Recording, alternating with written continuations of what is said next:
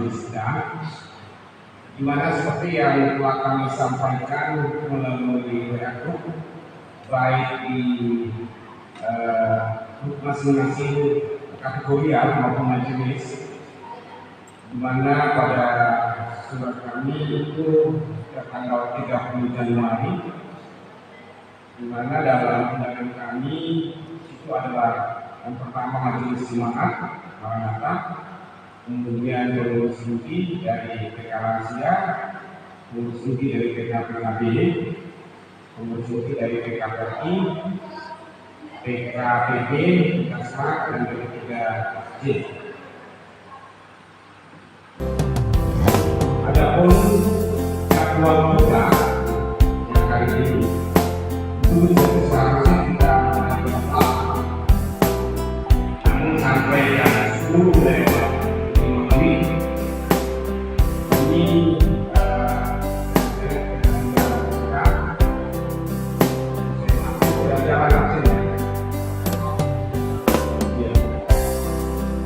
dalam aturan tata kerja kita bahwa sahnya dalam untuk mengambil keputusan itu saya bacakan anggapan majelis jemaat dan sah apabila dari proses tambah satu dari anggota majelis.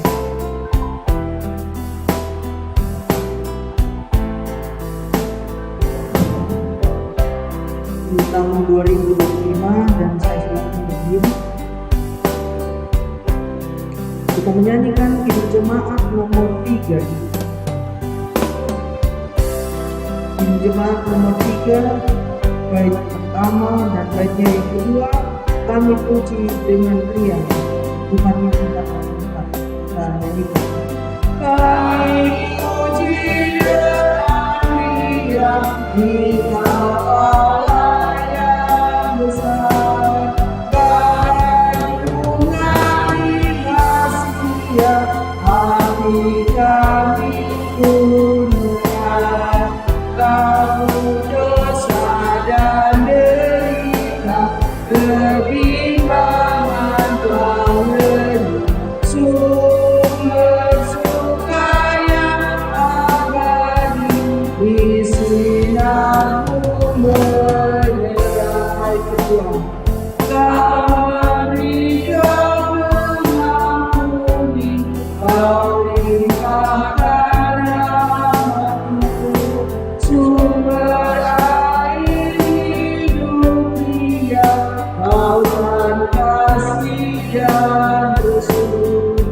yang mau hidup atasmu, kau jadikan milikmu, agar kami menyayangi berdoa dan kasih-Mu.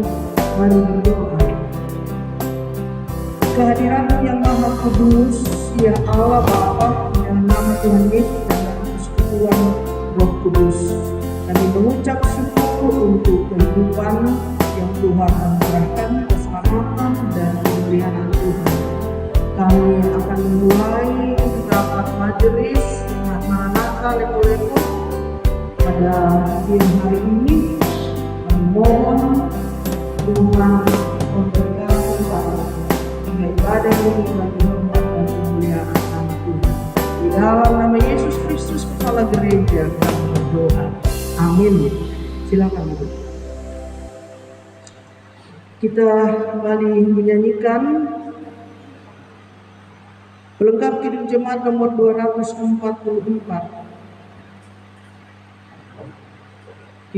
Pelengkap Kidung Jemaat nomor 244.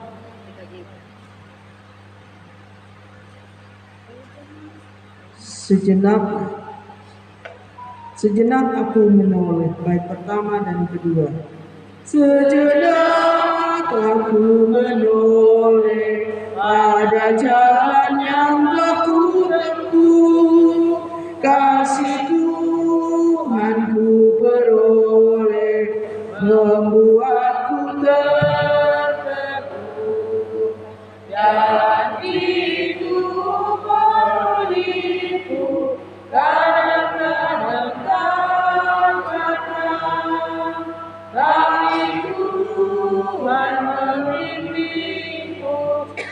Bila aku tercengang, kasih Tuhan membimbingku dan hatiku pun tenang. Baik Tuhan, bukan karena aku baik, dipegangnya tanganku erat, bukan pula orang lain, bila aku dilepas. Oh betapa heran dilipat. Dari 1 Timotius 4 ayat 11 sampai 16. 1 Timotius 4 ayat 11 sampai 16 dan hari kedua. Kami mengucap syukur Tuhan untuk hari ini bagi kami di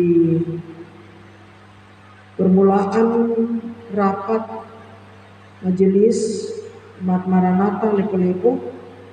Kami akan membaca dan merenungkan firman Tuhan, sebab firman-Mu adalah pedoman bagi seluruh kehidupan bergereja. Kami mohon Roh Kudus menolong kami. Kami berdoa di dalam Yesus Kristus, firman yang hidup, yang mengajarkan doa Bapa kami. Bapa kami yang di sorga, dikuduskanlah nama-Mu, datanglah kerajaan-Mu. Jadilah kehendak-Mu di bumi seperti di sorga. Berikanlah kami pada hari ini makanan kami yang secukupnya, dan ampunilah kami akan kesalahan kami, seperti kami juga mengampuni orang yang bersalah kepada kami. Dan janganlah membawa kami ke dalam pencobaan, tetapi lepaskanlah kami dari yang jahat. Karena Engkau-lah yang mempunyai kerajaan dan kuasa dan kemuliaan sampai selama-lamanya. Amin. Kita akan membaca 1 Timotius 4 ayat 11 sampai dengan ayatnya yang ke-16. Kita akan baca bersama Ibu Saudara sekalian. 1 Timotius 4 ayat 11 sampai 16. Beritakanlah dan ajarkanlah semuanya itu. Jangan seorang pun menganggap engkau rendah karena engkau muda. Jadilah teladan bagi orang-orang percaya dalam perkataan, dalam tingkah lakumu, dalam kasihmu, dalam kesetiaanmu, dan dalam kesucianmu. Sementara itu sampai aku datang, bertekunlah dalam membaca kitab-kitab suci, dalam membangun dan dalam mengajar. Jangan lalai dalam mempergunakan karunia yang ada padamu, yang telah diberikan kepadamu oleh Tuhan dalam dunia kehidupan Perhatikanlah semua itu, hiduplah dalam supaya kemajuan nyata kepada semua orang. Awasilah dirimu sendiri dan awasilah ajaranmu. Bertekunlah dalam semuanya itu, karena dengan berbuat demikian engkau akan menyelamatkan dirimu dan semua orang yang mendengar engkau. Ya, demikian yang kita dapat baca bersama. Berbahagia karena Tuhan Yesus adalah setiap orang yang mendengar firman Allah dan memelihara dalam hidupnya tiap-tiap hari. Ya, saudara-saudara, tentu kita semua sudah paham apa arti kata bertekun. Bertekun, jadi bertekun itu ya di dalamnya ada unsur kesetiaan, ada ketaatan, ada loyalitas, ya. Pokoknya yang baik-baiklah dari diri kita, ya. Jadi tadi ada semacam guyonan, katanya Pak Ade Rifari sudah pasang baliho untuk mencalonkan diri jadi majelis. Saya bilang begini, iya, satu saja ayat saya sampaikan, persembahkanlah tubuhmu. Roma 12 ayat 1, ya. Sudah itu sudah beres itu kalau sudah paham, ya. Jadi ya itu guyonan tapi bagus juga untuk kita renungkan. Ya, bertekun menyangkut seluruh eksistensi hidup kita. Jadi ya ini Rasul Paulus sampaikan surat penggembalaan, ya, kepada Timotius.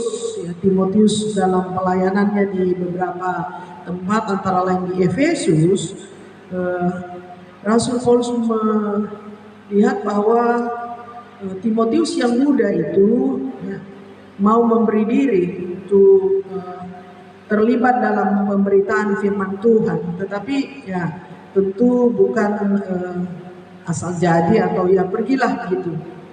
Ada hal yang perlu diperhatikan dari bacaan tadi ya, jelas dari ayat per ayat ya, sebenarnya mulai dari ayat 1, karena Timotius harus menghadapi banyak pengajar sesat ya, tantangan itu yang kemudian dihadapi Timotius dalam pemberitaan Injil.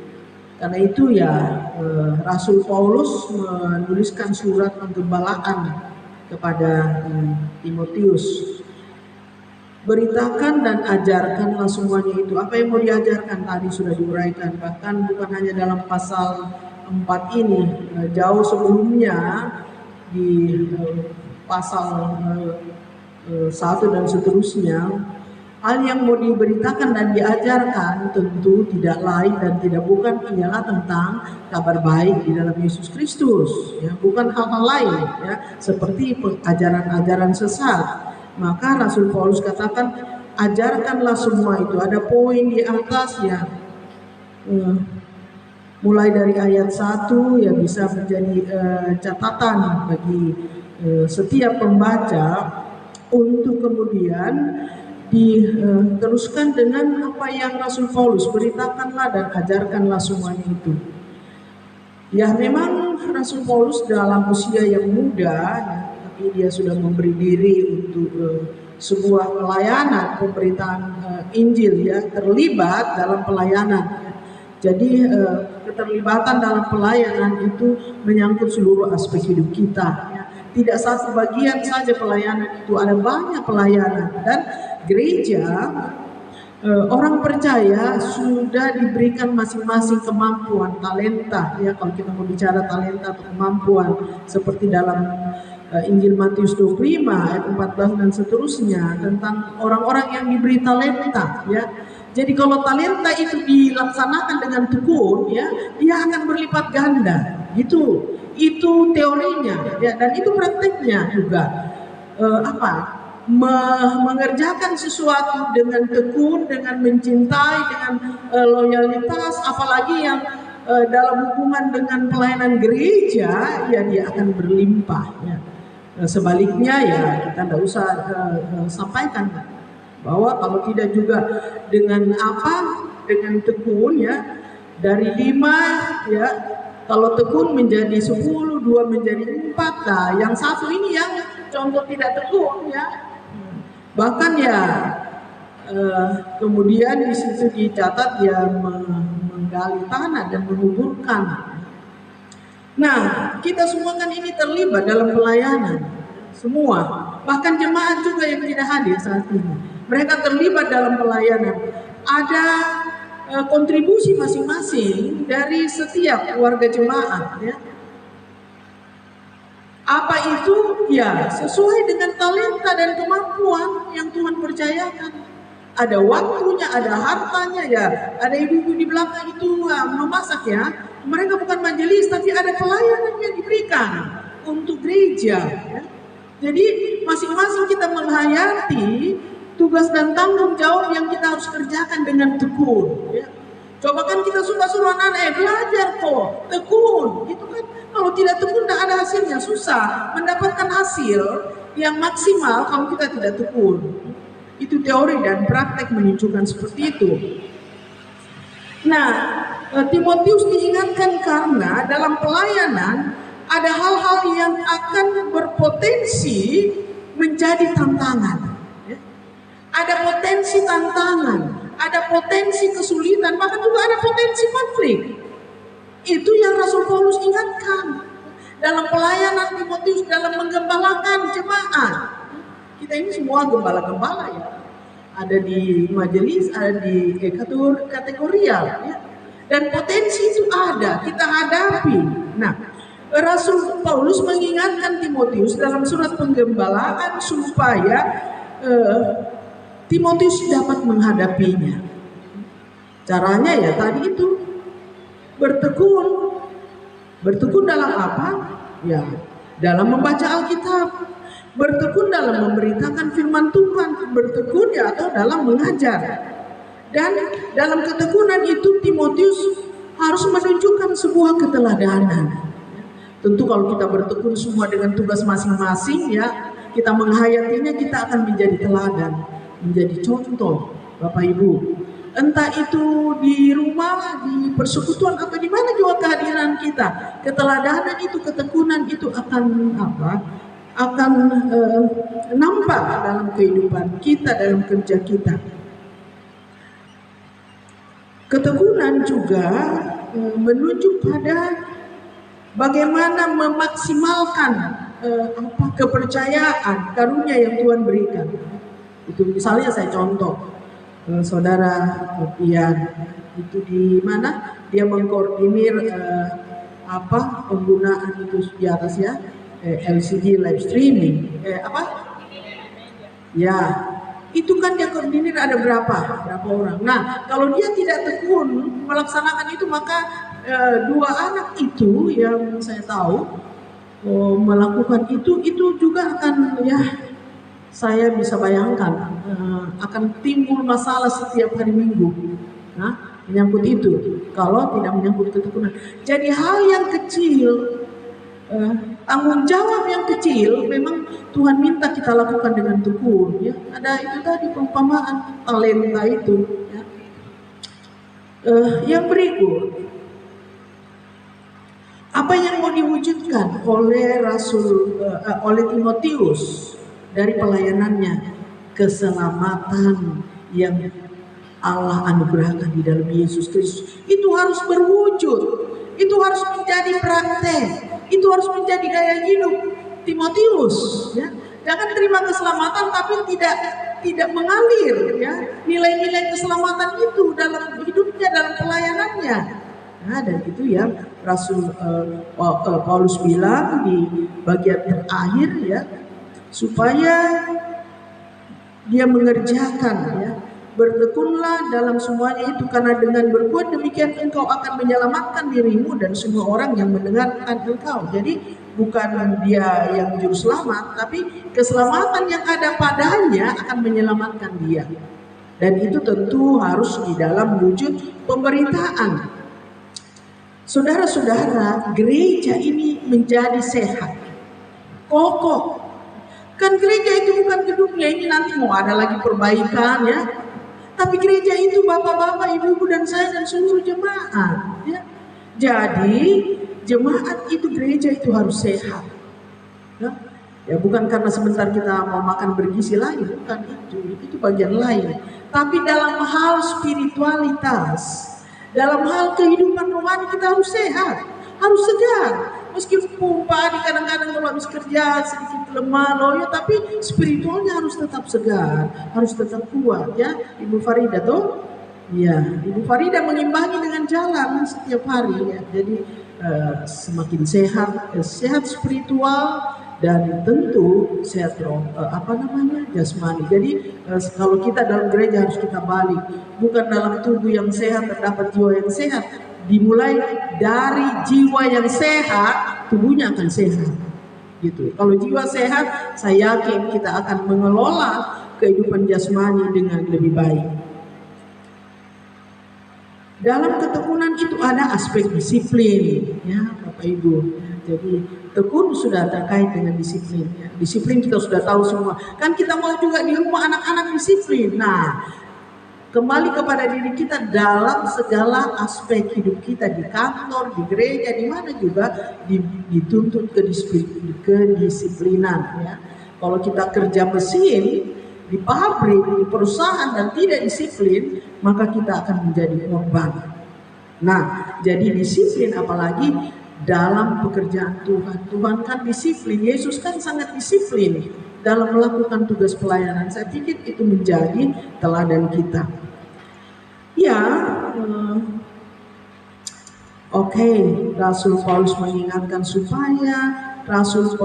supaya Timotius menjadi teladan. Dengan menjadi teladan tentu kita tidak tinggal diam, Bapak Ibu. Selalu ada pengembangan dalam diri kita. Mau belajar, ya. Jadi di rapat ini juga kita belajar, ya. Kita belajar. Jadi belajar itu bukan hanya di bangku sekolah, di bangku kuliah. Dalam perjalanan hidup kita terus belajar mengembangkan wawasan. Makanya ya kita harus memperlengkapi diri melalui hal-hal yang akan mendukung kita, persekutuan kita, ya. Kita mendalami apa yang menjadi bagian tugas tanggung jawab kita, tentunya dengan berdasar pada firman Tuhan, ajaran Alkitab. Melayani bukan sekedar menyisihkan waktu. Ya, itu masih banyak terjadi dalam hidup kita. Saya juga. Bukan hanya saya menyisihkan waktu, bukan. Tetapi melayani, mempersembahkan seluruh hidup kita. Roma 12 ayat 1. Karena saya tadi ini mencatat Pak Fari, makanya saya langsung beritakan saja tadi. Mempersembahkan hidup kita, siapa yang kita teladani? Yesus. Tidak ada teladan lain bagaimana mempersembahkan hidup kita.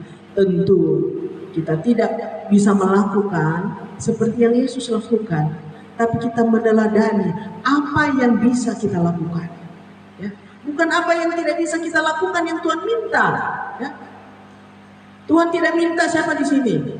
Kevin mengganti saya khotbah hari Minggu, ya. Karena dia tidak pada ranah itu. Tapi ada tugas Kevin, mengkoordinir pemuda supaya pemuda ini hidup, ya, bergerak, dinamis. Jangan di rapat majelis itu kita disoroti, ya, gitu. Saya dengan Pak Parulian harus menanggung. Katanya kita enggak mahasiswa magang bilang, mana ini pendeta-pendetanya? Bukan. Karena memang dalam persekutuan itu kita harus kerjasama. Tidak mungkin satu orang yang bekerja, ya. Sudah dipercayakan kepada Kevin pemuda, Ibu Rina Perki, Ibu Marta lansia, Ibu siapa lagi? Ibu Naomi dan teman-teman semua itu di Smart. Jadi itu kerjasama. Namanya kita ini tubuh Kristus, ya. Ada tangan, ada kaki, jadi Yesus kepalanya. Itulah kita Bapak Ibu, saudara sekalian gereja yang terpanggil bersama untuk melaksanakan tugas dan tanggung jawab kita. Yesus menegaskan kepada murid-muridnya. Saya mengakhiri dan kita membaca Lukas 9 ayat 23. Apa yang Yesus katakan kepada murid-murid yang mau bekerja sama dengan dia, yang mau melayani Yesus. Lukas 9 ayat 23, mari kita baca bersama. Katanya kepada mereka semua, setiap orang yang mau mengikut aku, ia harus menyangkal dirinya, memikul salibnya setiap hari dan mengikut aku. Ya, itu cukup bagi kita untuk menghayati tugas dan tanggung jawab yang tidak mudah, tapi kita dipercaya Bapak Ibu. Yang tidak mudah ini Tuhan percayakan kepada masing-masing kita supaya kita kerjakan. Itulah murid Yesus sejati yang mengikut dia sampai akhirnya Yesus katakan sudah cukup. Roh Kudus menolong kita. Amin. Mari kita berdoa. Ya Allah Bapa di sorga, kami bersyukur firman-Mu meneguhkan kehidupan kami sebagai gereja dan juga sebagai kawan sekerja Tuhan dalam pembelahan jemaat. Apapun yang menjadi tugas dan tanggung jawab kami imani, kami yakini bahwa itu kepercayaan Tuhan kepada kami. Tolonglah hati dan kuasa Roh Kudus Tuhan untuk waktu yang masih ada yang Tuhan percayakan. Kami terus bertumbuh untuk menghasilkan buah di dalam seluruh tugas tanggung jawab dan pelayanan kami. Hari ini Tuhan, kami akan melakukan rapat evaluasi program tahun 2024 dan juga merancang program tahun 2025. Kami mohon pimpinan kuasa Roh Kudus Tuhan, supaya apa yang boleh kami percakapkan dan putuskan semuanya untuk hormat dan kemuliaan Tuhan, membangun persekutuan, kesaksian dan pelayanan, sehingga gereja Tuhan kami semua menjadi garam dan terang dunia dimanapun kehadiran kami di muka bumi ini. Bapa di sorga, kami mendoakan kawan sekerja yang tidak sempat hadir atau masih dalam perjalanan. Tuhan juga mengasihi dan memberkati kehidupan mereka, menyadarkan, mengingatkan bahwa ada tugas, tanggung jawab yang Tuhan sudah berikan dan mereka terima untuk diselesaikan. Ampuni salah dan dosa kami. Kami berdoa di dalam Yesus Kristus, Kepala Gereja. Amin. Saya silakan berdiri dan kita menyanyikan Kidung Jemaat nomor 249.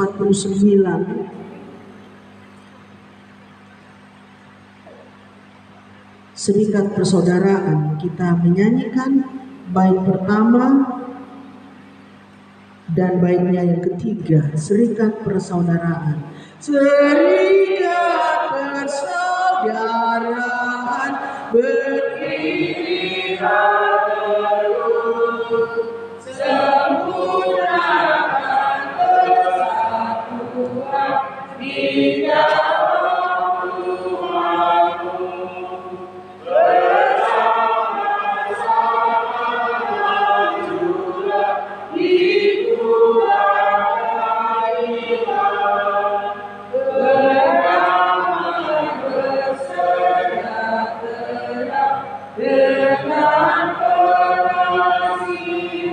Baik ketiga. Dan masing-masing kamu diri aku berdoa, supaya kamu berteduh dan rajin bekerja.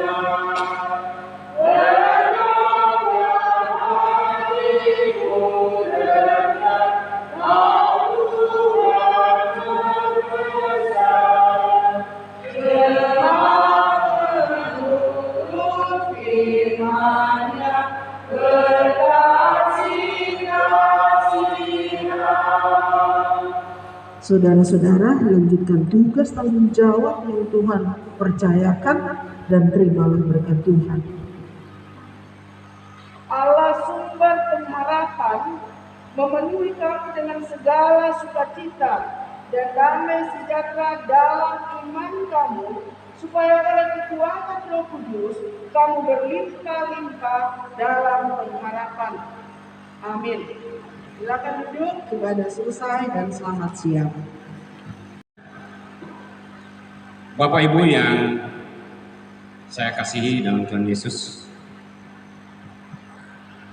pertama-tama saya mewakili dari BPM yang duduk di depan ini untuk mengantar kita di dalam rapat majelis pada pagi menjelang siang ini. Pertama-tama yang saya hormati dan kasihi Ibu Pendeta Jemaat,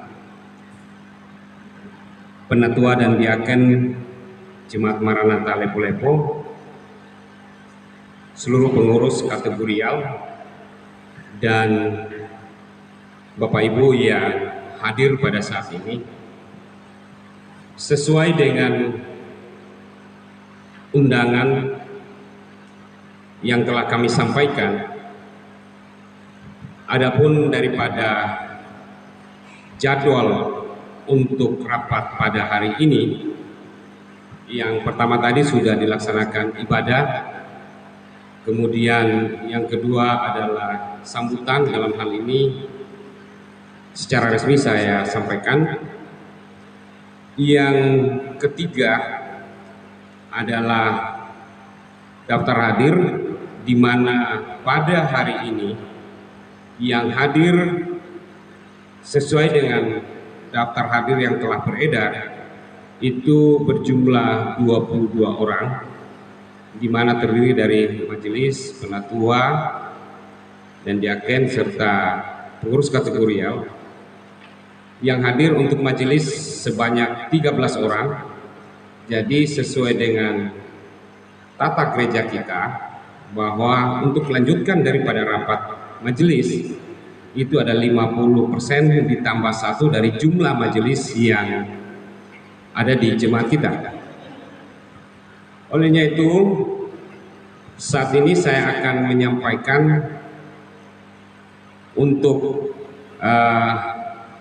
tata tertib kita.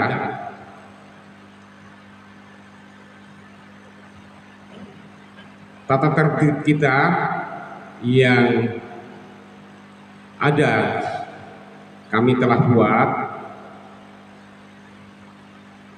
Saya akan bacakan supaya semua kita ketahui di mana rapat majelis Jemaat Maranatha Lepo-Lepo tahun 2025 ada beberapa pasal. Mungkin Bapak Ibu bisa melihat yang pada prinsip sebenarnya adalah pada pasal kedua, yaitu tujuan kita untuk rapat pada hari ini, serta pada pasal ketiga tugas wewenang rapat majelis. Mungkin bisa dilihat supaya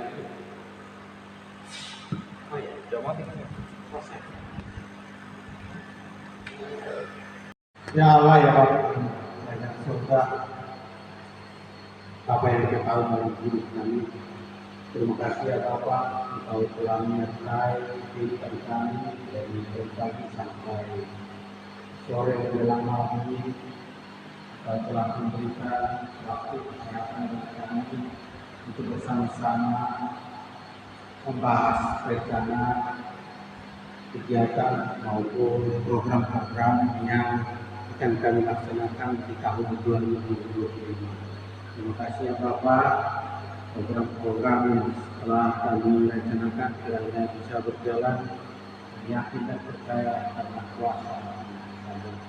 Pada saat ini Tuhan kami melanjutkan besok, kiranya Tuhan memberikan kesehatan kekuatan kepada kami agar apa yang kami rencanakan bisa berjalan seturut dengan kehendak. Pada saat ini ya Tuhan, akan kami meninggalkan tempat ini menuju kediaman kami. Dan Tuhan menyertai perjalanan kami, tibakan kami dengan selamat di rumah kami.